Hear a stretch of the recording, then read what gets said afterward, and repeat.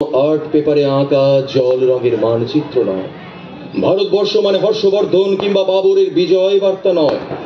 ভারতবর্ষ মানে নেহেরুজির বংশানুবৃত্তি কিংবা জিন্না সাহেবের অলিখিত শ্বেতপত্র নয়। ভারতবর্ষ মানে ঠাকুরের কার্টুন কিংবা জামাতি মুরব্বী আনা নয়। ভারতবর্ষ মানে এক ভালোবাসা, তোমার আমার, শব্দের, সঙ্গীতের, জীবনের, আকাশের, মাটি। আমাদের প্রাইমারি স্কুলের কলুখা সাহেব, সাদা ধপধপে দাড়ি, মাথায় ফেস, ড্রিল করাতেন আমাদের। ডান বা ডান বা ডান বা ডান বা। সস্নেহে সতর্ক করতেন, বাপা সকল পা আর হাত মিলিয়ে মিলিয়ে ফেলো।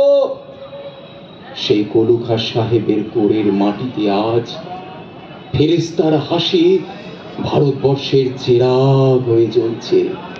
বদরু মিয়া, তার হাতের কর্নিকে শিব মন্দিরের গায়ে কত ফুল কাটা, আর তার জোগাড়ে হয়ে মশলা মাখছে ঈশান বাউরি।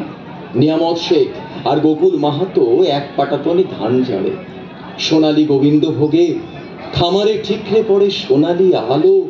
পদন মাঝি দাঁড় টানত যুবতী গঙ্গায়, বইটা ধরত হোসেনুর মাঝি।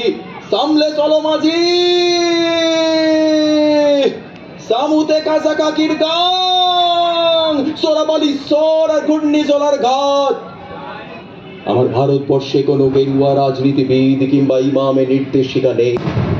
এখানে কোনো সংহিতা হাদিস ছাড়াই কোজাগরি চাঁদের যুবতী আলো পড়ে ঈদগার উপর, কিংবা রমজানি চাঁদ তুলসী মঞ্চের গায়ে পূর্ণ আলো দিয়ে যায়।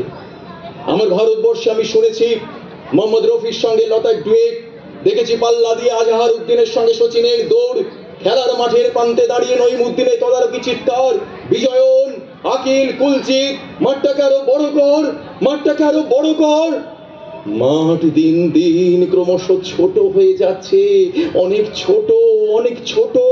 মাঠ আরো বড় করা দরকার, আরো অনেক অনেক অনেক বড় করা দরকার। মাঠ আরো অনেক বড় করা দরকার। ধন্যবাদ, সবাই ভালো থাকুন।